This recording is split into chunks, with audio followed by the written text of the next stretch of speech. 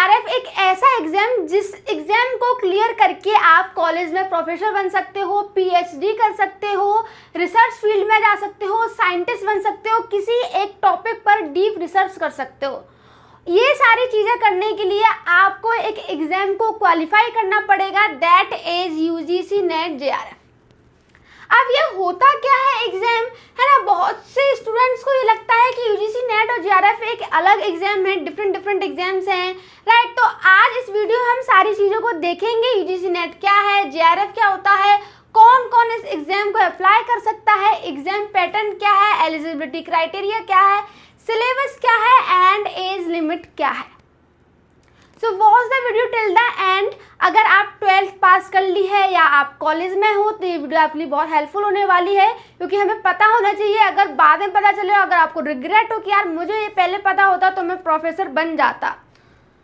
So watch the video completely, okay. तो UGC net JRF क्या होता है, इस एग्जाम को क्वालिफाई करके आप कॉलेज में असिस्टेंट प्रोफेसर बन सकते हैं, कॉलेज में पढ़ा सकते हैं, कॉलेज के स्टूडेंट्स को पढ़ा सकते हैं, पीएचडी होल्डर बन सकते हैं, पीएचडी कर सकते हैं। पीएचडी मीन्स होता है किसी भी उसमें डीप रिसर्च करना, है ना, रिसर्च फील्ड में जाना है, साइंटिस्ट बनना। तो आप इस एग्जाम को क्वालिफाई करके ये सारे रास्ते आपके लिए खुल जाते हैं, ओके। नेक्स्ट क्या है कि नेट और जेआरएफ में डिफरेंस क्या है।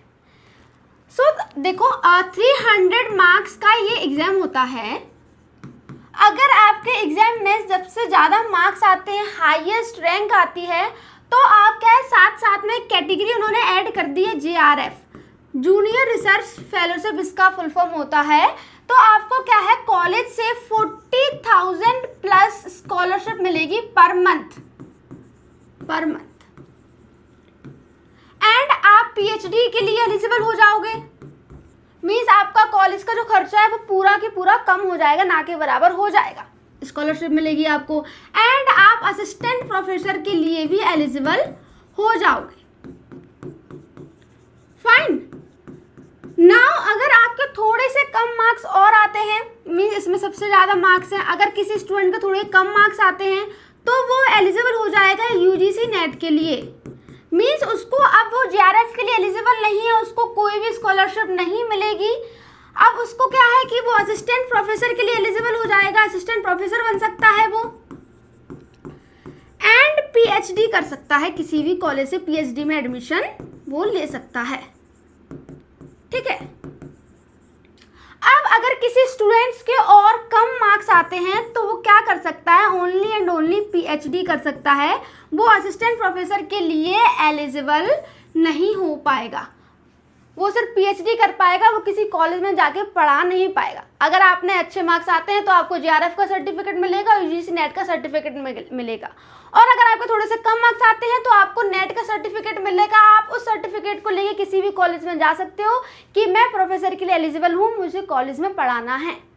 देन वो आपका क्या एक छोटा सा इंटरव्यू लेंगे आपकी नॉलेज के बेसिस पर एंड देन आप उस कॉलेज में जाकर पढ़ा सकते हैं। So this is the only difference, अच्छे मार्क्स और बुरे मार्क्स का डिफरेंस है, ओके।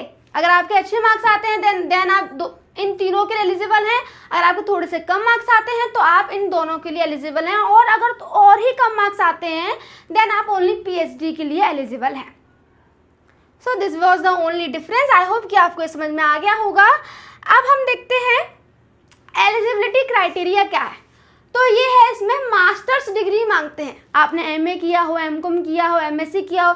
एमएससी के लिए अलग से एग्जाम देना पड़ता है, बट इसमें हम एमए एंड एमकॉम की बात करेंगे। अगर आपने एमए या एमकॉम किया है और तो आप इस एग्ज़ाम को दे सकते हैं, इस एग्ज़ाम फॉर्म को फिल कर सकते हैं, या फिर आपने पास कर लिया और आप अपीयर्ड हो तो आप एग्ज़ाम फॉर्म को फिल कर सकते हैं। एंड उसमें आपको क्या है, एटलीस्ट 50% तो आनी ही चाहिए, 55% आपके कॉलेज में मार्क्स आने ही चाहिए। 50% for reservation category, SC ST OBC PWD and 55% for general category. इतने परसेंटेज तो आपके आने ही चाहिए एमए या एमकॉम में। एंड अगर आपने मास्टर्स नहीं की और जल्दी करना है तो बैचलर्स डिग्री 4 इयर्स की होनी चाहिए, उसमें एटलीस्ट एंड 8 सेमेस्टर होते हैं। तो बैचलर डिग्री करके भी आप एग्जाम को दे सकते हैं। एज लिमिट क्या है, नेट एंड पीएचडी के लिए कोई भी एज लिमिट नहीं है।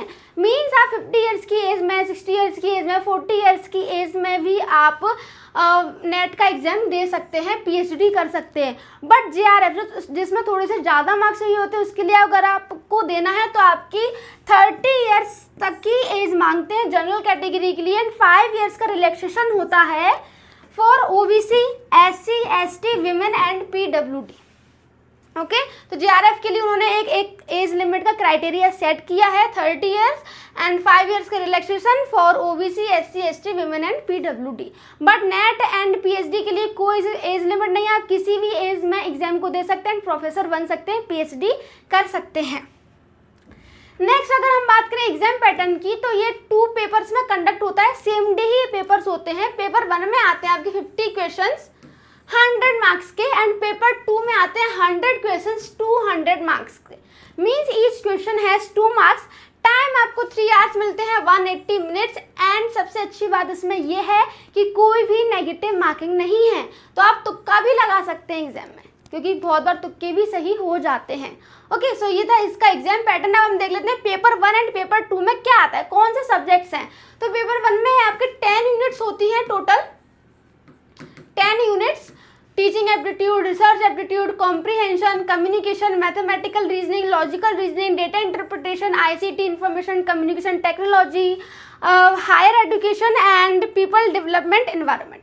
ये आपके 10 टॉपिक्स आते हैं। पूरे बेसिक क्वेश्चन इसमें पूछे जाते हैं। 50 क्वेश्चन आपके इसमें आते हैं, no negative marking. Okay, paper 2 में आता है आपका मेन सब्जेक्ट। मेन सब्जेक्ट का मतलब अगर आपने MA जो है इंग्लिश लिटरेचर से की है, तो इंग्लिश सब्जेक्ट से आपके 100 क्वेश्चंस आएंगे, उसमें भी आपके 10 यूनिट्स होती हैं। ठीक है, अगर आपने MA इंग्लिश से किया हो, संस्कृत, साइकोलॉजी, कॉमर्स, जो भी आपका मेन सब्जेक्ट्स होगा उससे रिलेटेड आपसे 100 क्वेश्चंस पूछे जाएंगे। इसमें भी आपकी कोई भी नेगेटिव मार्किंग नहीं होती है। ओके, सो ये था पेपर 1 एंड पेपर 2। अब हम देख लेते हैं एप्लीकेशन फ़ी क्या कितनी होती है, एग्ज़ाम फॉर्म कब फिल किए जाते हैं, एग्ज़ाम कब होता है। तो जो जनरल एंड अनरिजर्व कैंडिडेट के लिए जो एग्ज़ाम फ़ी है वो है 1100 रुपीज़, ओबीसी के लिए 550 rupees and SC, ST, PW transgender category के लिए 275 रुपीज़ ओनली। फेज़ 1 में अगर हम बात करें तो ये जून एंड दिसंबर 2 मंथ्स में ये एग्जाम, साल में 2 बार एग्जाम कंडक्ट कराया जाता है, जून में एंड दिसंबर में। अप्रैल में इसकी नोटिफिकेशन आती है जब जून में होता है, एंड जब दिसंबर में होता है तो अगस्त में इसकी नोटिफिकेशन आती है। ओके, सो ये थी सारी की सारी इन्फॉर्मेशन कि कैसे आप प्रोफेसर बन सकते हैं। अगर आपने जैसे अभी कॉलेज में हो, आप 12th पास किए और अगर आप बनना चाहते हो तो आपको अभी से प्रिपरेशन स्टार्ट कर देनी चाहिए, क्योंकि इसमें वास्ट सिलेबस है, सबसे ज़्यादा सिलेबस इसी में ही पूछा जाता है। ओके, क्योंकि इसमें 11th, 12th, UG, PG सबको मिला के इसमें एग्जाम में पूछा जाता है, सारे subjects. Okay, so I hope कि आपको ये वीडियो अच्छी लगी हो एंड आपको इसमें जो भी डिफरेंस है UGC नेट JRF का वो भी मालूम पड़ गया हो कि ज़्यादा कोई डिफरेंस नहीं है, कोई अलग एग्जाम नहीं है, सेम एग्जाम होता है। जस्ट मैटर क्या है कि हायर मार्क्स जिसमें आते हैं तो आप तीनों के लिए एलिजिबल हो जाते हो, लेस मार्क्स आते हैं UGC नेट के लिए आप एलिजिबल होते हो। सो आई होप कि आपको वीडियो अच्छी लगी हो, then like it, subscribe it and ऐसे ही करियर गाइडेंस रिलेटेड वीडियोज़ के लिए चैनल को जरूर सब्सक्राइब करें एंड बाय बाय।